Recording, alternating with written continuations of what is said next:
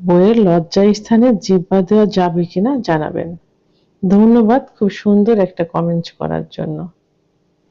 অনেক যুবকই বর্তমান যে প্রশ্নটা করছেন যে বইয়ের যৌন স্থানে মানে যোনিপথে মুখ দেওয়া যাবে কিনা, অথবা অর্গাজম হলে যে কামরস আসে, অথবা বীর্যপাত হলে যে পানির মতো রস আসে, এটা পান করা যাবে কিনা, এমন প্রশ্নই করে থাকেন।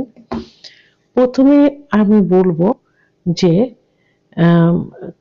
বইয়ের ওরাল সেক্স, এটাকে কিন্তু ওরাল সেক্স বলে, যে বইয়ের উত্তেজনা, স্ত্রীর উত্তেজনা হলে বা কামরস আসলে অথবা যোনিপথে মুখ দিয়ে কাম উত্তেজনা আনা কিন্তু ইসলামের দৃষ্টিতে সম্পূর্ণ নিষিদ্ধ।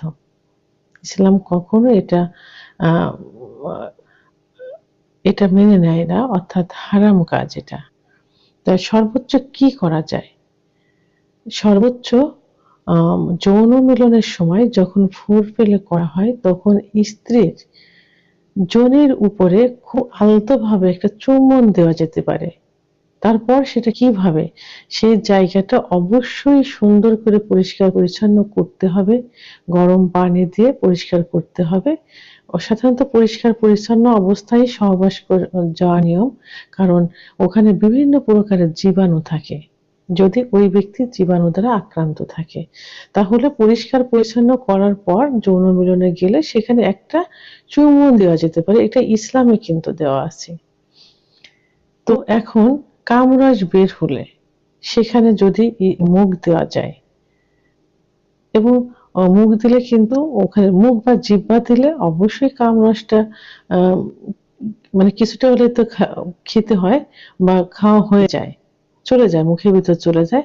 তো ওখানে মুখ দিলে কিন্তু অর্গাজম যে উত্তেজনা আসে, অধিকতর বেশি হয়ে কিন্তু অনেক সময় মেয়েরা বীর্যপাত করে ফেলে।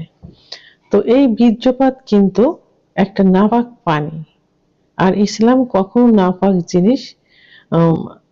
জিনিস মেনে নেয় না, বা সেটা কিন্তু ইসলামের দৃষ্টিতে হারামের অন্তর্ভুক্ত।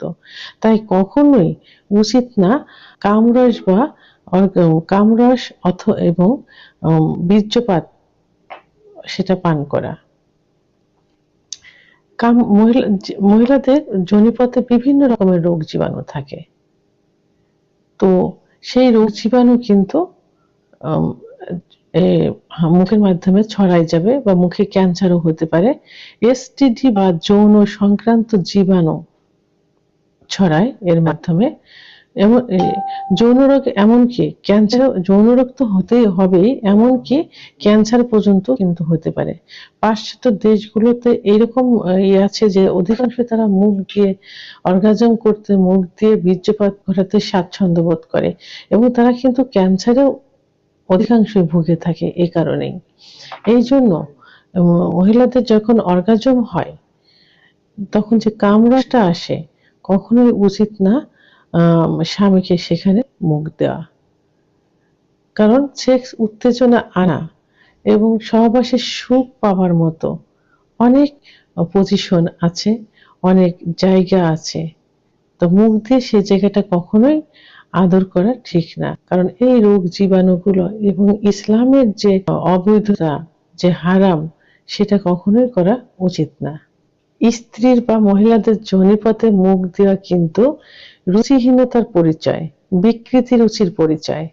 যেসব পুরুষ এই যৌনতা নিয়ে সবসময় ব্যস্ত থাকে এবং যৌনতাকে বিভিন্ন ভঙ্গিতে তারা সুখ পেতে চায়, এবং মুখ দিয়ে যারা বীর্যপাত ঘটাতে চায় এবং স্ত্রীর কামরস খেতে চায় বা পান করতে চায়, এরা সম্পূর্ণ কিন্তু বিকৃতি রুচির পরিচয় এদের। এরা কিন্তু স্মার্ট কোনো পুরুষ কিন্তু এ কাজ করবে না। যেসব পুরুষ সবসময় এইগুলো নিয়ে ব্যস্ত থাকে এবং তাদের চেহারা দেখলেই কিন্তু বোঝা যায় যে এদের রুচিটা কেমন, এবং